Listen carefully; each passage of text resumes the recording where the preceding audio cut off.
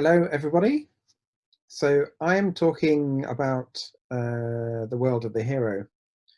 and I thought I'd use this opportunity to do something slightly different and to talk about the kinds of things that the early Greek literary tradition helps us to think about when thinking with the question of Homeric worlds, heroic worlds, the world of the heroes. And in order to do this, I'm going to look back at the issues, some of the main issues around thinking with Homeric worlds, heroic worlds, spaces, characters, myths, identities, voices, by thinking about not just how they manifest themselves in Homeric poetry, but also the ways in which slightly later Greek literature picks these motifs up themselves and looks at them in ways that help us to consider our own attitudes to these questions. So I'm going to be talking about Homeric heroics beyond Homer, the resonances of Homeric attitudes in archaic Greece, in order to not only contextualize Homeric attitudes to myth and storytelling and the heroic world, but also to deepen and enrich our understanding of why some of the questions that Homeric epic asks might be important and useful and might be thought about in new, potentially insightful ways. So I have a series of slides, and I've got some suggested further reading at the end, both for thinking about Homeric poetry, but also thinking about the ways in which later Greek literature, and I'm thinking about lyric poetry, works too. Looking at this first main slide, Homeric substrates. Homeric substrates, part 1, imagery and sympathy, narration and characterization. What I've given here are two really well-known passages from the Iliad and Odyssey. Well known because they offer very interesting, very clear articulations of these issues. The relation and attitude towards characters created in the worlds of the poems, and the nature of narration and characterization, partly through narrative, but also through imagery, and the way imagery works in epic to create not only a sense of a world, but raise the question of our access to it and our sympathy with the characters and issues, actions that are taking place within it. So Odyssey 9, lines 187 to 92, provides Odysseus's first reaction to the giant Cyclops Polyphemus. Inside there lodged a monster of a man who was now herding the flocks at a distance away, alone, for he did not range with others, but stayed away by himself. His mind was lawless, and in truth he was a monstrous wonder made to behold, not like a man, an eater of bread, but more like a wooded peak of the high mountains seen standing away from the others. Some of the questions here are well traveled, well discussed in Homeric scholarship. There are obvious coordinates here for thinking about the nature of humanity in relation to the ways in which Odysseus's wanderings provide models of encounters with other kinds of beings that throw the focus back on the nature of man as one of the Odyssey's prime interests. One of the bigger questions that this passage initially seems uninterested in, but is interested in, is the question of our thoughts about the figure being described and characterized by Odysseus, because obviously this is Odysseus speaking, and speaking to the Phaeacians as well as to us about the giant in the cave that he and his men are now encountering. One of the things that we often find students finding difficult to grasp with the Odyssey is the basic fact that however hedgily Odysseus deals with the problem or issue here, it is very clear and straightforwardly stated in this passage that Polyphemus the Cyclops is an anair, is a man. He's qualified as a man by the rather intractable term pelorios, which means monstrous or uncanny or problematic in some way. I'm not quite sure what pelorios means, but the point is that Odysseus is characterizing, and the Odyssey is characterizing Polyphemus as an anair, a man. He might not be the kind of man that you like. He might not be the kind of man who has social customs that you are familiar with or that characterize the identity of mankind, as Odysseus claims. And Odysseus tells us he seems more like a wooded mountain peak than like a man. But nevertheless, he is a man, as line 187 tells us. The kind of questions that this raises implicitly in the Odyssey are to do with the way Odysseus versus the main narrator control our access to description and characterization, control our access to the Homeric worlds being offered up to us as this text's audience. And it raises the question about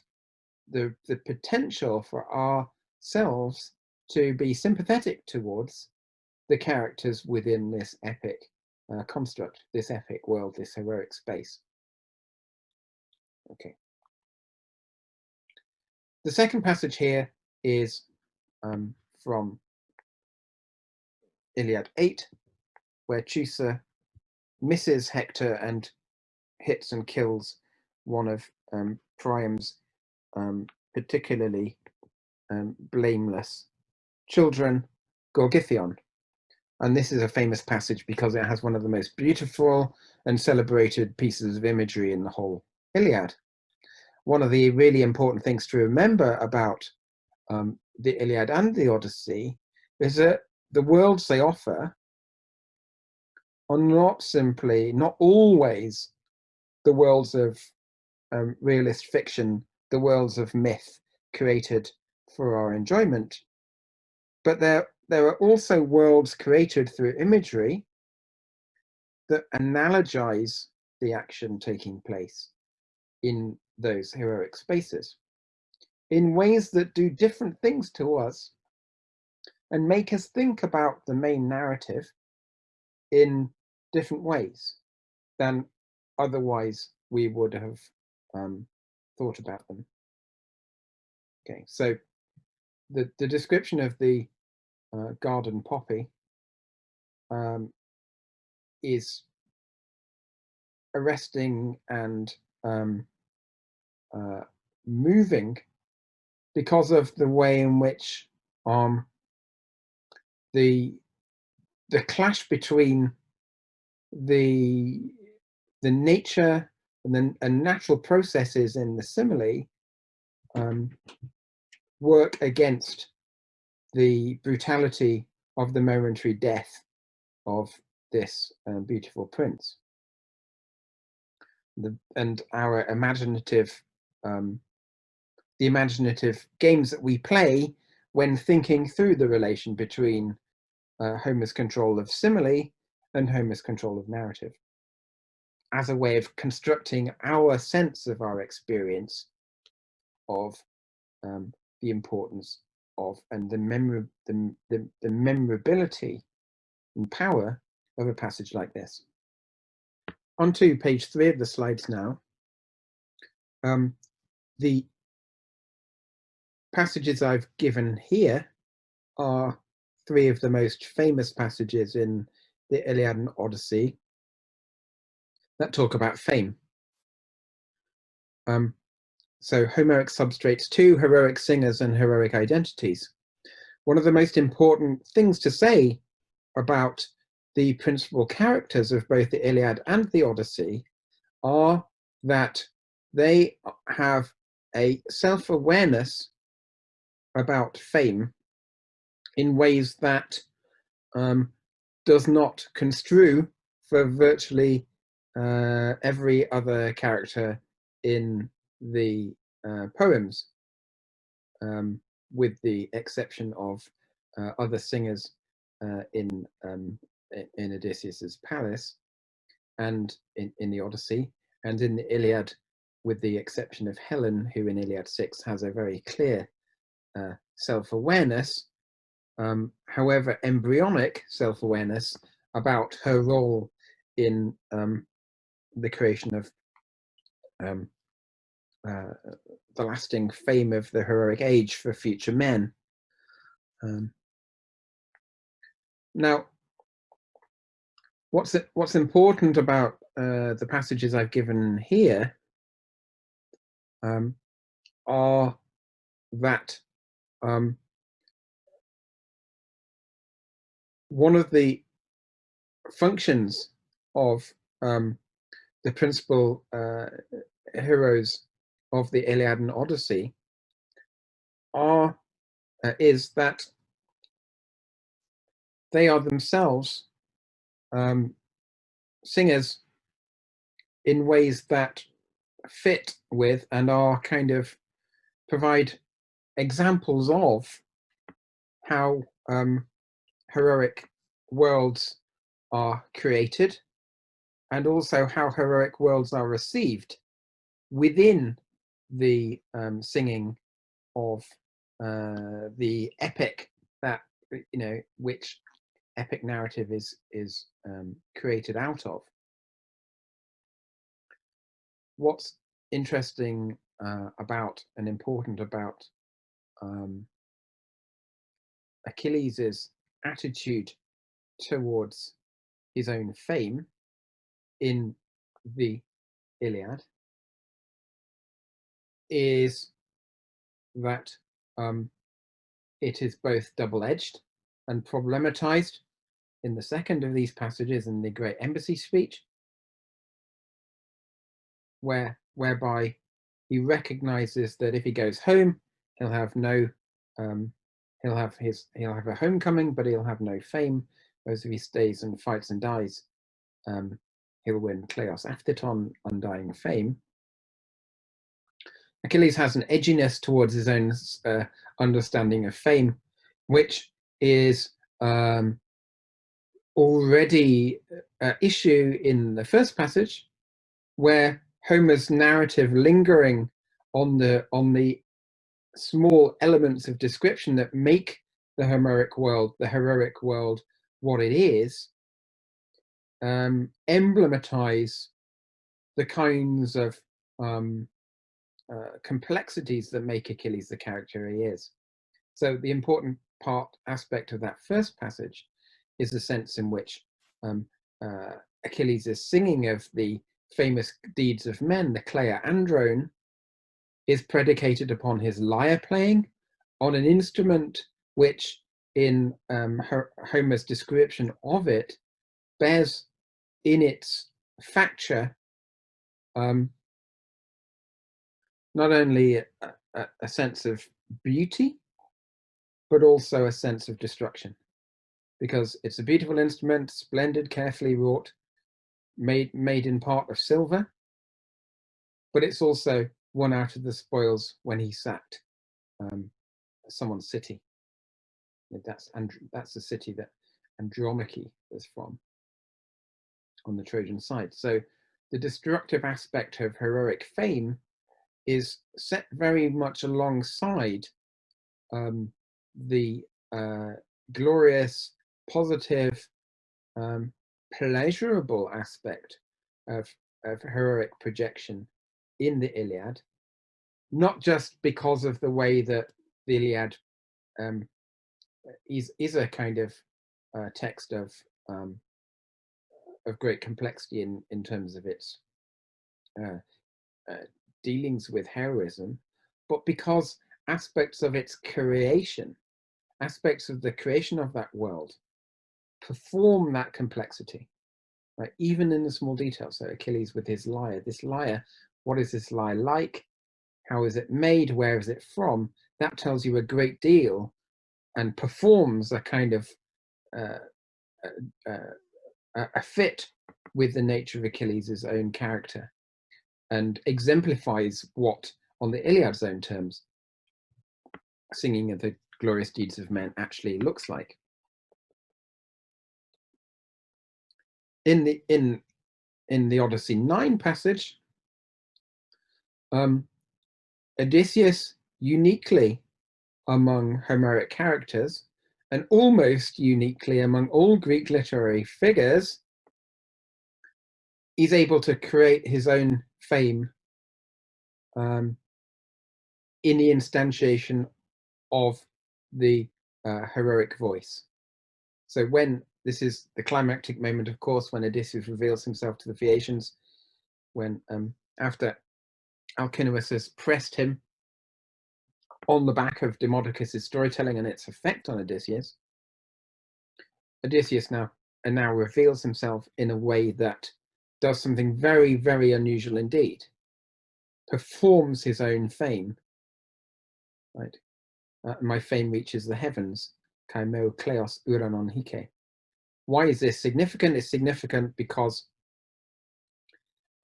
it performs and recognizes its own oddity in the way that the Greek syntax of the expression in the lines performs a duality built around trickiness. So hos parsi doloisi anthropoisi mello, I who am known for all tricks among men, or I who am known for tricks among all men, because the Greek for all, parsi, can grow with either dative, doloisi or anthropoisi. The trickiness built into the expression of Odysseus' own self-willed and self-projected fame, as constituted in the Odyssey's own storytelling, which is obviously the forerunner to some of the problematic aspects of the way in which the Odyssey creates the world of the wanderings for our consumption alongside the Phaeacians' own consumption of it. Now when we turn to page 4, and get into the world of mid-6th century lyric poetry with a distinctively epic tinge, what I think I want to try to show is the way in which lyric poetry in the archaic period that is strongly dependent on Homeric modes of expression and creations of heroic worlds allows us to reflect back on the extent to which the Homeric worlds created in the epic poems, the Iliad and Odyssey, allowed for these kinds of reflections and allowed for and provided the spaces within which the early lyric tradition following on after Homer was able to offer its own accounts of and understandings of how Homeric worlds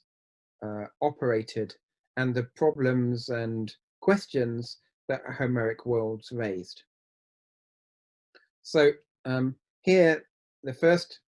bit of poetry I want to talk about briefly is the famous fragment of Stesichorus's Geryoneus poem, a huge scale, epic style lyric piece of myth making, recounting the final labor of Heracles, where he sails out to the west to kill Geryon, who in vase paintings and all other versions of the story is a dangerous, threatening, three-headed, sort of three-bodied monstrous figure who Heracles has to be kind of as heroic as possible in order to attack. In this poem, Heracles has decided, in this fragment here, Heracles has decided to attack Geryon with a poison arrow from a crouching position, stealthily, in a way that figures the dangerous aspect of Geryon as alongside the heroic kind of model of Heracles. This in itself is already prefigured by and looks back to the reflective nature of Odysseus in his heroic encounter with Polyphemus the Cyclops in Odyssey 9. But going back to momentarily the Odyssey 9 passage I had on page 2 of the handout, on the slide, the questions that the Odyssey passage there raises implicitly about the nature of Odysseus's foe are pushed further and exploited and shown to be at issue in Stesichorus's own revision. Stesichorus has Heracles and Geryon modelled on the relation between Odysseus and Polyphemus in Odyssey 9, especially in the sense that that implicit idea that in lines 40 onwards in the Stesichorus poem, the very scale and size implied by the Greek, and in the translation, the very top of his head, the peak of his head, akrototon korofan in the Greek, figuring the very size of Geryon, uses the word korofan, which in Greek can also mean a mountain peak, of course, reminds us of the description of Polyphemus by Odysseus in that passage from Odyssey 9 on page 2, but makes us wonder further about our attitude to what we are hearing and observing and feeling when we read or have poetry like this performed. That's an issue that the Odyssey is fascinated by, of course, in Odyssey Book 8, with Demodocus's song and the reaction to singing there, Odysseus's reaction to singing there. But it's an issue that Odyssey 9 also performs in the question of our sympathy with Polyphemus after he's been blinded, but it's also raised in that passage on page 2, where Polyphemus himself is a kind of man. In Stesichorus, that's taken a lot further with the question of the issue of the mortality of Geryon, whether he's immortal or not, and of course by the incorporation alongside the Odyssean kind of monster hero opposition motif of the extraordinary poppy simile from Iliad 8 that I put on that page of the handout as well. How is it possible for us to sympathize with Geryon is a question, an issue raised by Stesichorus, which works very directly off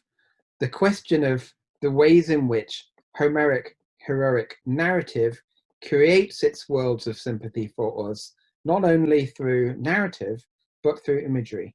That's why similes matter so much. What is so important about lyric is that the question of our subjective sympathy raised through the really the hyper intense imagery, the hyper intense focus on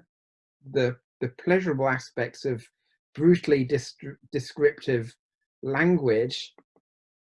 is something that the Iliad has already raised, opened up in its imagistic offering of worlds that clash one against the other, but in some ways kind of are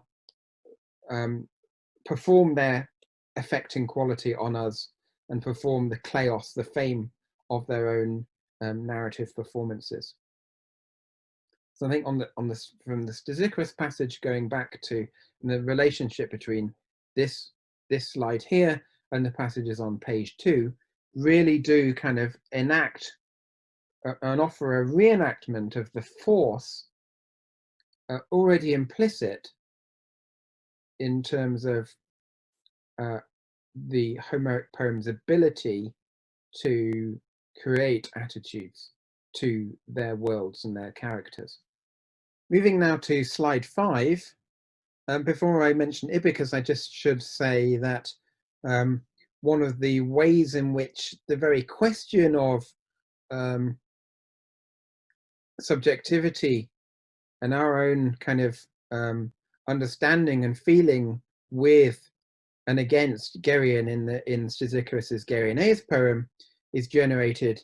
and the way in which that's transmitted over time is itself very much an issue in Anne Carson's poem novel, The Autobiography of Red, which replays and reworks this entire myth in ways that kind of focus our minds on the ways in which the Greek, in which classical characterization, lyric motifs, epic motifs create the very idea of sympathy with characters and the very idea of Western subjectivity through across the centuries. So I strongly recommend that, and Edith Hall has a nice article on that, which I can pass on to you if you are interested. Moving on to Ibicus. Ibicus is another 6th century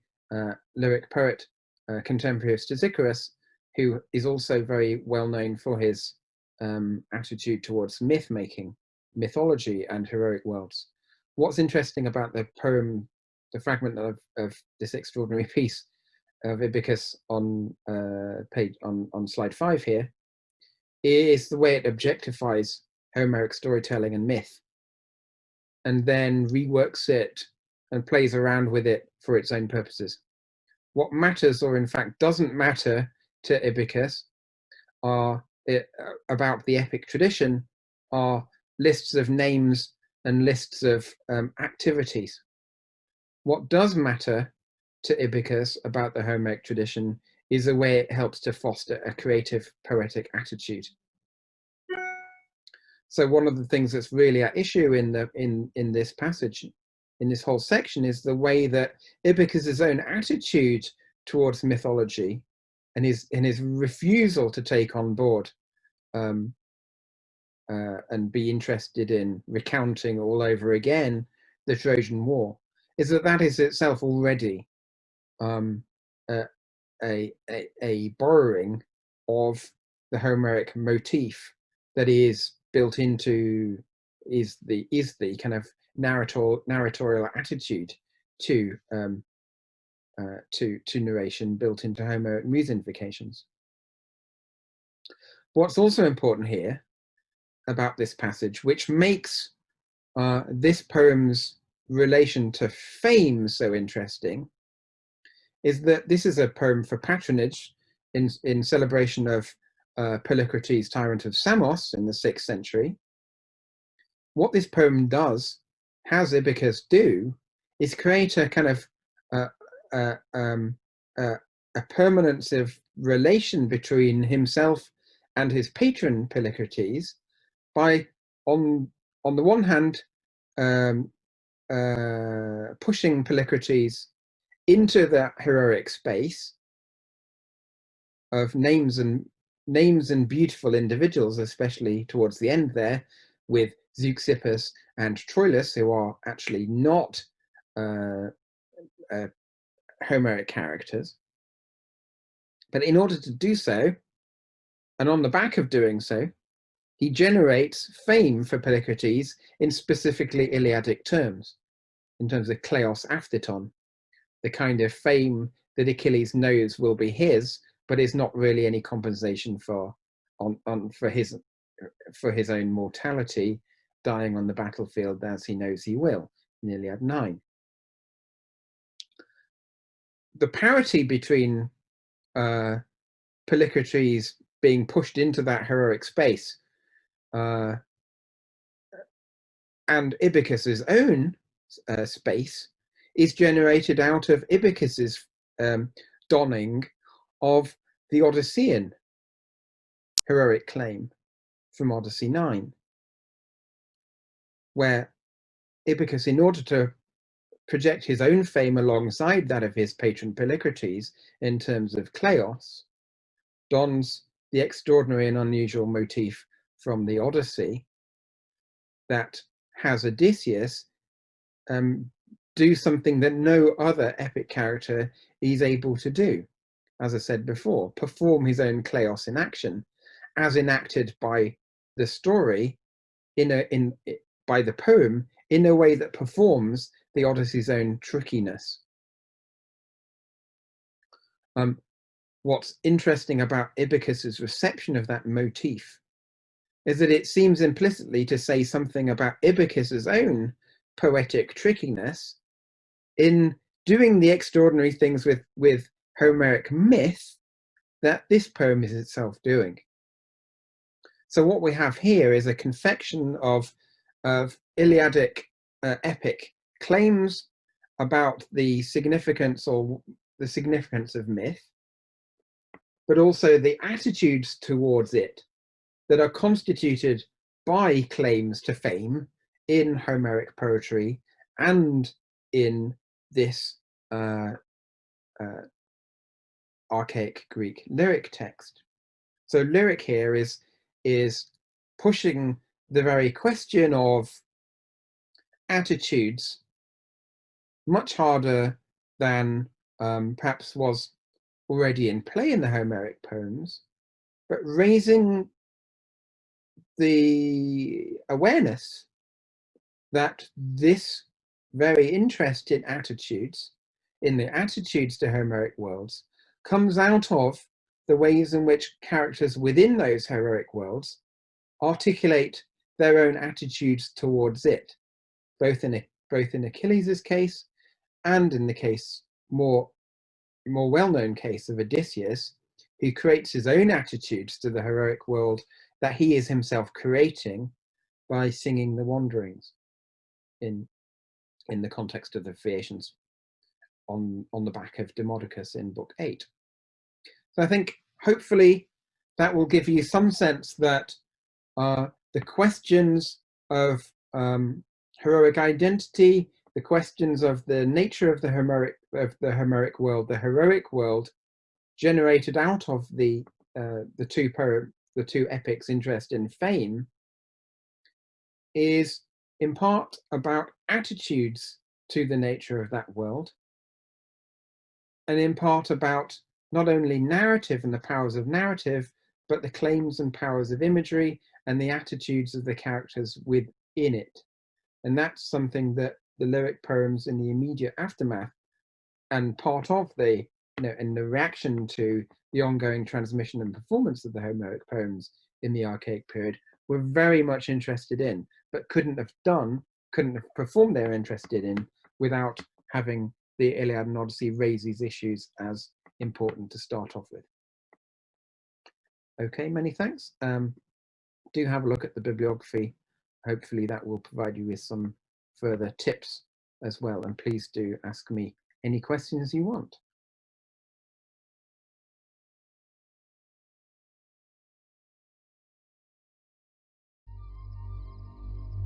Break it